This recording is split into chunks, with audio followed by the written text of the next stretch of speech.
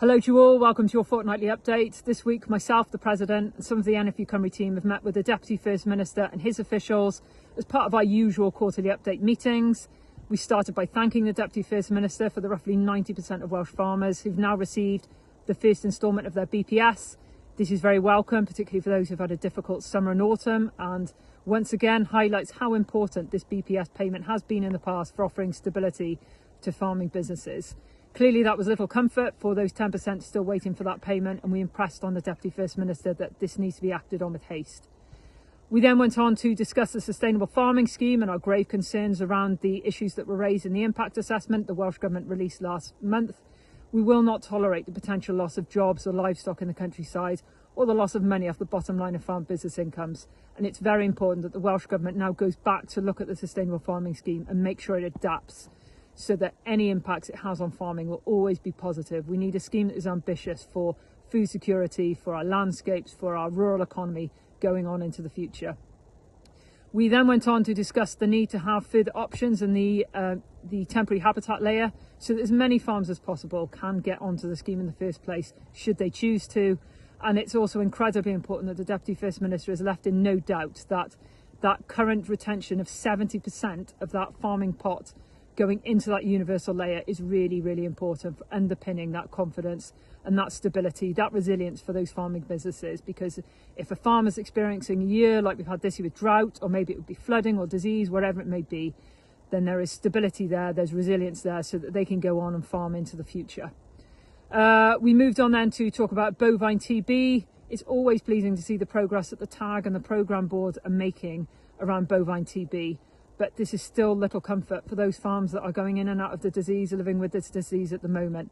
And there's always this increasing need to continue to impress on the Deputy First Minister the need to go back and look at a much more comprehensive bovine TB strategy that works for everybody, including the public purse. We discussed blue tongue. This is causing a huge amount of disruption for those farms up and down the border, and particularly for those farms at the moment that are shut down with blue tongue. It's been really distressing.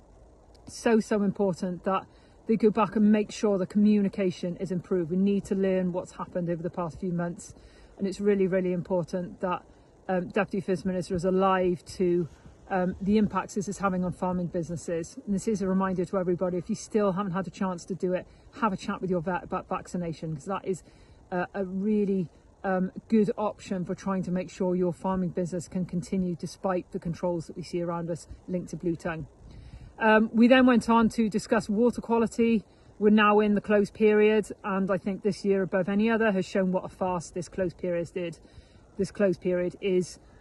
We've got farms who've struggled all summer. They haven't been able to grow grass because of the drought. They've got full slurry stores. They're waiting to get silage crops off, and they've got this calendar date coming towards them, which is just making life really, really difficult. On this farm, and it's 15 degrees here today, we've really struggled to try and get our silage crops off, and we have been forced to spread slurry on grazing ground because we've just had no other option, and we cannot have this. It's been really disappointing that the review of the water quality regulations by Dr. Susanna Bolton, we still haven't seen any positive actions from that. We need regulations that are pragmatic and targeted, not archaic, and very, very important that this is looked at again, because we cannot be in this situation. In other news, the President was at the Plaid Cymru conference with Hugh Thomas, our political advisor, and it was great to participate in a fringe event where we discussed our manifesto growing forward.